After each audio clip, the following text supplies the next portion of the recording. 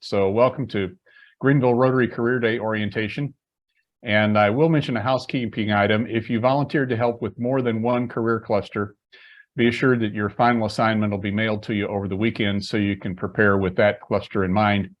We do have things kind of still moving around. We're dealing with high school students. So that'll all settle down over the weekend. Thanks for joining us for this session, and thanks in advance for your help with Career Day, which is my personal favorite program all year. And I'm saying that because I've seen firsthand the life-changing effect this event has on high school students. And while on that topic, I want to make sure you understand the audience that'll be at your tables on Tuesday. First, our students come from backgrounds ranging from the county's most affluent high schools to the county's most impoverished high schools. And so this will be an unfamiliar out-of-body experience for many of these participants. They've just never, ever been in a situation like this before. And I illustrate that in several ways. For those who drove, this may have been their first experience in a parking garage. That's been our feedback in the past. It's just a little bit bewildering. For many, this will be the first time they've been inside a property like the Weston Poinsett. And for many, this will be the first event like a large Rotary meeting that they've experienced. So it's up to us as table hosts and facilitators to make this day as comfortable as possible. And a way to do that is just be really clear about what we expect from the students and be really clear about how they can make the most of this experience, which we hope will be valuable to all of them. So let's take a look at the facilitator's guide. You received this by email yesterday, but we'll go through it together on screen. You can fish out that email later. You may have questions as you go, and if that's the case, if you'll put up your digital hand, just using the little three dots down at the lower right-hand corner and clicking on raise hand, Pam will moderate those and she'll interrupt me with questions. So there are several aspects to this that are really important to kind of getting everybody on the same page at the outset. And the beginning of this is a structured opening and sort of an icebreaker round. Gives everybody a chance to speak and gives everybody a chance to kind of get comfortable with whoever else is at the table. So what you want to do is you want to explain the introduction format, and then you go first. The facilitator, whomever is managing the table, goes first, and then that's followed by the other mentors, the other adults at the table, and then we'll do a round for the students. So the way that would go is welcome everybody. I want to do a quick round of introductions first. And what I'd like you to do is tell me your name, where you're from, where you grew up, that sort of thing, a little bit about your family, a little bit about your business, and if you're a Rotarian, how and when you joined Rotary. So we'll start with the hosts. I'm Terry Weaver. I grew up in Western Kansas in a cattle ranch close to Dodge City. My family is my wife, Pam, and we have two grown children. Each of them have two children, so we've got four grandchildren, and those families are in Atlanta and Chicago. My current business is a little encore career. I'm working at part-time as a small business coach. Prior to that, I had run large businesses for shareholders for about 25 years, and then I've had three small businesses of my own since then. I joined Rotary in St. Louis in the 70s, back in the last century. So I've been in Rotary for about 45 years in four Rotary clubs, four of the largest Rotary clubs in the world, as I moved around in my corporate life. So then I'd hand it off to George and say, George, how about you? So that's the way the facilitator introduction formats go. And then we'd ask the students to do the same thing. So you say, okay, for you guests today, what I'd like you to do is something similar. Just tell us your name, where you grew up, where you're from, a little bit about your family, your school and your year in school, and how you got interested in this particular topic. And then if you have a dream job in mind, what is that?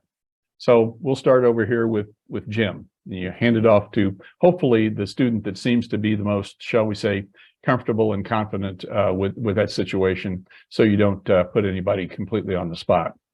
And the point of all that is to make sure that, again, everybody has a chance to learn who the other people at the table are, get a little bit acquainted, and it gets people a little bit comfortable, particularly these icebreaker questions like, where are you from? Tell us about your family, those types of things.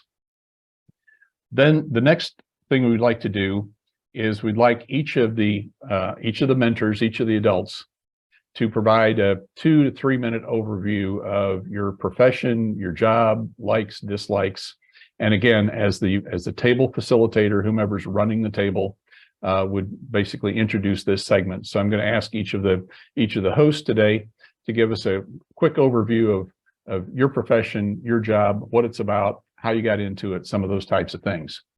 Now, we've provided on the second page of this some overview ideas, questions like what attracted you to this field? How did you find yourself on this career track? That sort of thing. Your educational track, what did it take from an educational point of view to get into this line of work? Career progression up to this point, where you perhaps, you don't have to mention every company and every stop on your resume, just sort of a general background on how you got to this point. And part of this idea is we want to illustrate to these kids that careers are not linear. They just don't go from point A to point B. They bounce around between B, C, D, and E and end up somewhere out in the middle of the alphabet. Then instruct them a little bit on how your business or profession or job role fits into the overall field. In other words, you might have a different kind of job in an industry than actually that industry is about. You could be an administrator, for example, in healthcare, or engineer running a not-for-profit, et cetera. And then sort of some color commentary on your job, what you like most about what you do, what are the really hard parts, things that most people, in my experience, really successful people are good at doing things that most people either can't do or don't want to do. And then mention if you recognize that you have native gifts and talents that are important to success in your career, that would be an interesting topic. In my particular case, as an engineer, my brother also is an engineer. He says we are compulsive problem solvers, and so that's basically I just can't leave a good problem alone. And then humanize this a little bit to the extent you can. So we'll stop at that point and see if we have any questions up to that point. Assuming everybody's still on the bike, let's get back to this roundtable discussion itself. Now, here's another segment that is really valuable in this. I use this in business and nonprofit work all the time. And that is, rather than just open it wide open to a discussion, anybody got any question? What happens if you do that?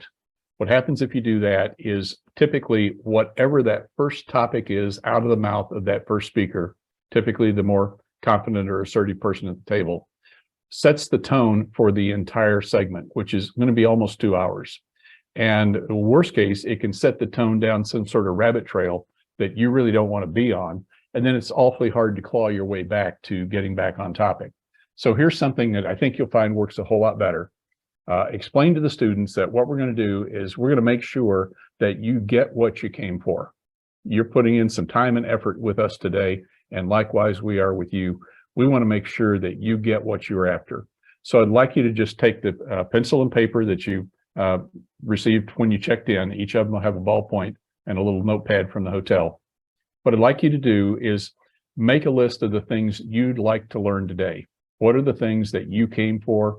What are the things that you'd like out of the day? And some examples would be things like, did you have questions about the education or any registration or certification requirements of this field? Did you have questions about the overall industry or how this industry fits into the rest of the economic machine?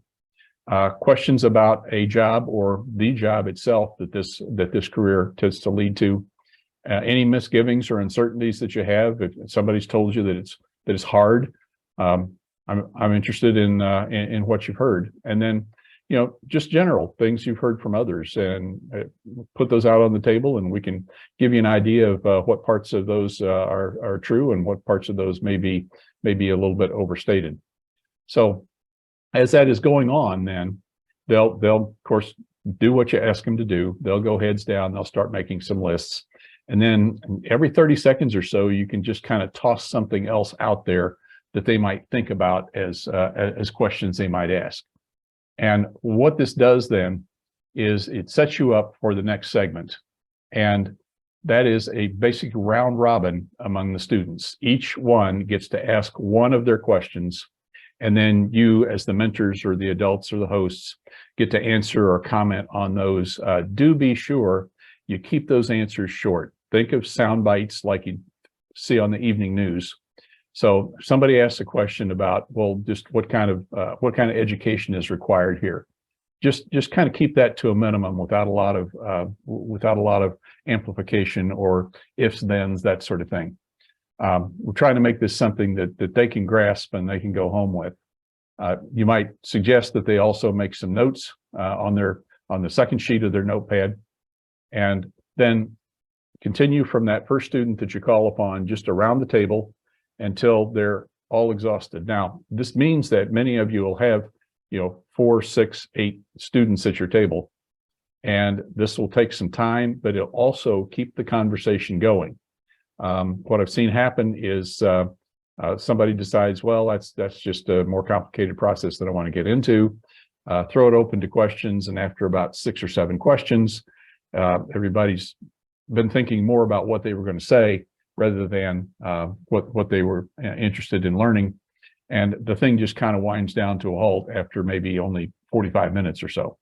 So this will do 2 things. It'll, first of all, keep the thing on track, and it'll give each of you, you may have 1 or 2 or 3 partners at the table as the hosts or the adults or the mentors. They give each of you a chance to provide maybe a different perspective on those questions. I remember just vividly like it was yesterday. The question was something like, well, are there any things that are important about your resume? And one of my friends at the table happened to be a contractor. He looked at him and said, 0 typos. Just something they can walk away with and, put in their head and use. And then, of course, other things that might be important about the resume came from other people. But basically, Chris's first thing out of his mouth was no typos. And then he went on to say, in the cover letter or the resume. So keep the answers short, continue around the table. And of course, anybody that has basically run out, many of them will have kind of the same questions as everybody else. They can take a tag onto somebody else's question, ask a follow-up, or they can simply pass and you can move on to the other students. You will have, of course, based on your experience, you'll have some content to provide if this winds down too quickly. But typically, if you've got several students at the table and you've gone through this list of things they came for, this will basically keep the conversation going, and it'll keep the conversation as broad as we would like. I'll stop at that point then and see if there are any questions to this point. George. I have been in a lot of discussions recently about changes that are going to come down the road due to artificial intelligence. Yeah. And it may affect engineering as much as anything.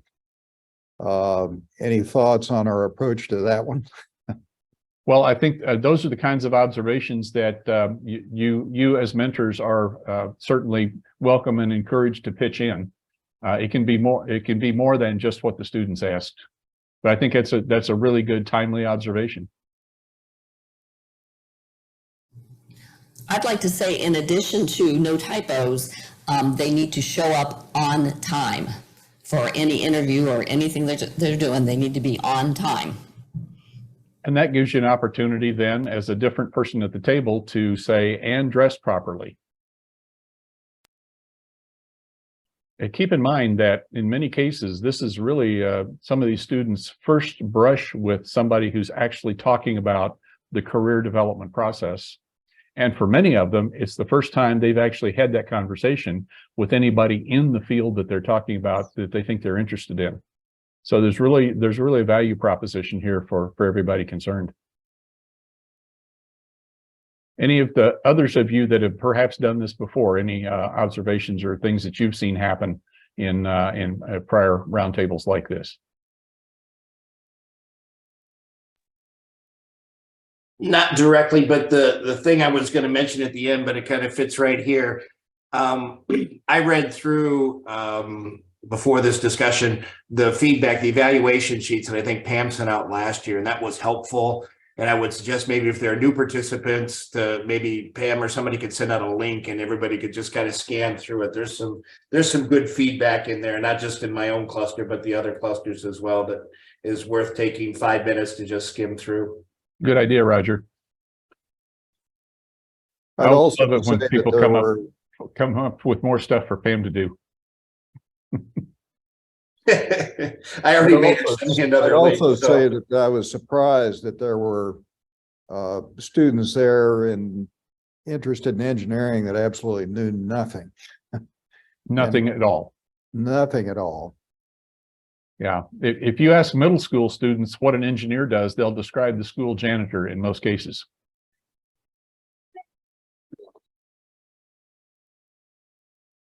Anybody else? Shannon, you got something for us?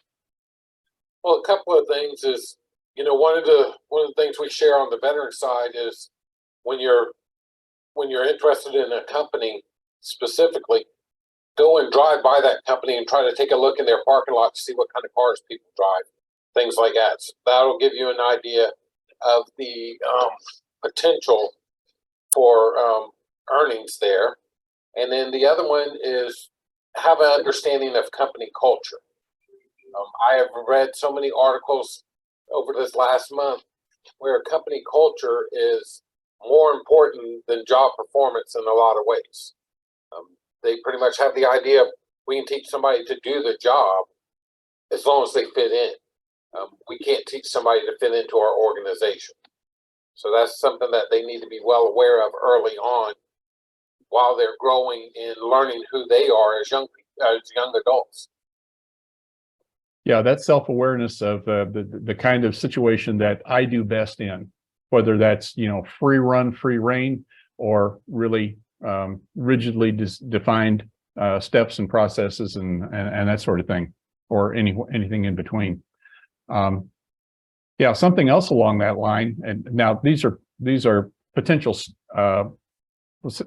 rising students into perhaps a vocational or college situation, but they will somewhere along the way be looking for jobs, perhaps even in the summer. So those kinds of job seeker tips and tricks are really good. One of those that I would make is be sure that you have combed through the company's website before you show up for an interview. Once upon a time, I had a business that was a little bit different than the average business. It was a business owners roundtable, kind of like Rotary for Profit. And my first question when I was interviewing perhaps a staff person is, have you had a chance to look at our website? And if the answer to that was no, I asked about 3 or 4 or 5 questions just to be polite and say, well, I think we got what we need here. I'll let you know, and let them go out the door. In my estimation, if somebody is not interested enough in a potential employment situation to have a look at the website, they're not a candidate. Marty? Oh, all good points. And I think that one of the things that, of course, we can't miss in all this is the opportunity to help them understand how your job helps you have purpose and meaningfulness in your life. And just, I think as Rotarians, we all intuitively get that. But I think this is a really great opportunity to help them and to kind of lean into what you were saying, Terry, to of all of the folks that I hired when I was working in a university setting, one of our first things that we looked into, had they ever volunteered before? Mm-hmm. So reminding students that even as students, they have an opportunity to get involved, and to be involved in those kinds of things will help prepare them for the jobs that they are looking for. So, and also just let's bring some joy into this. It's going to be a lot of fun. Let's have some fun. Yeah. Yeah. So in that little 3-minute overview, if I were to say in my job as a small business coach, what's the part I like about this the best? And that is that I'm able to help small companies and business owners accomplish things they never could have accomplished on their own. But of course, it's them doing it. They just needed some different ideas and some different tools. Well, let's get back then to the wrap up. Now, this wraps up at 3 p.m. The students literally need to be walking out of the hotel by 3. So what you want to do is pace yourself up to 3. And I'm thinking at about 1:15, you want to start bringing this thing in for a landing. Probably that's a good time to close the conversation. And a way to close the conversation is just to do a round robin, just a one sentence. Ask each student to share perhaps their most meaningful or most surprising takeaway. What was the thing that surprised you most today, or that you think will be most valuable to you? And just do a round table close like that. And then we will have the evaluation sheets. They're paper forms. We ask them to do them then. They'll typically forget about that if we ask them to do something online later, and allow at least 5 minutes, maybe 10, for them to complete the evaluation forms. They'll be on the table, and do remember to pass those out, ask them to complete them. And pretty much when they wrap up with that, they're good to go. They can head back to whatever their ride is, or bus is, or whatever the scenario is. But anything that's organized in terms of a departure will be organized around the 3 p.m. hour, literally leaving the building at that time. Now, other than that, sort of one wrap-up item is that we need you guys to be there at about 11:45. If you're there at 11:45, that gives you time to get through the buffet, time to find the table that's marked for your career cluster in the ballroom. And there'll be place cards there that just say host or student. So if 1 or 2 hosts are assigned to a table, that's the way the host place cards will be laid out. Student place cards likewise. Now, if the table's not full, and these are all over the map in terms of who said they were interested in what. If the table's not full, then it's perfectly fine for just other Rotarians from the club to sit in those unassigned seats, those seats with no place card. But you do want to hold on to the seats necessary to accommodate the students that signed up for each of those career clusters. And so the other thing is, get through the line, grab your lunch, go ahead and start on your lunch, so that you're basically there and you have the table covered at the time when the students start arriving. Might mention too that it's a good idea to bring business cards with you if you've got them. And if you have any swag, students love swag. It's not necessary, but if you've just got something handy, that would be great. When I send out the assignments later this weekend, after it settles down, they added more students this morning actually.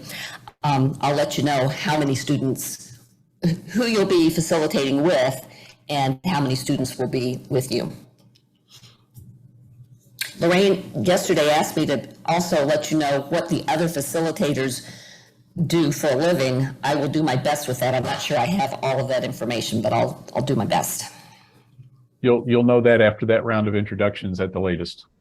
Right. Anybody have a question or anything to suggest in terms of what we've talked about? Okay. I'm good. We don't want to take up your whole day here. Thanks for joining us. And again, thanks so much in advance for helping us out on Tuesday. This is going to be fun. This is going to be great. And in fact, the same guy that made the comment about the resume after we wrapped up and stood up and we're getting ready to leave, he looked at me and he said, "Now, today I remember why I'm a Rotarian." And I think you'll feel the same way when you leave this. This is a high impact opportunity. So thanks everybody. Thanks for doing this, Terry. One more thing, I see a lot of faces and names here that are not yet in our Rotary Club. Please know that you are invited to join at any time you like. We'd love to have you. Okay, everybody. All right. Thank you. Have a good afternoon. Thank you. You too. Bye-bye.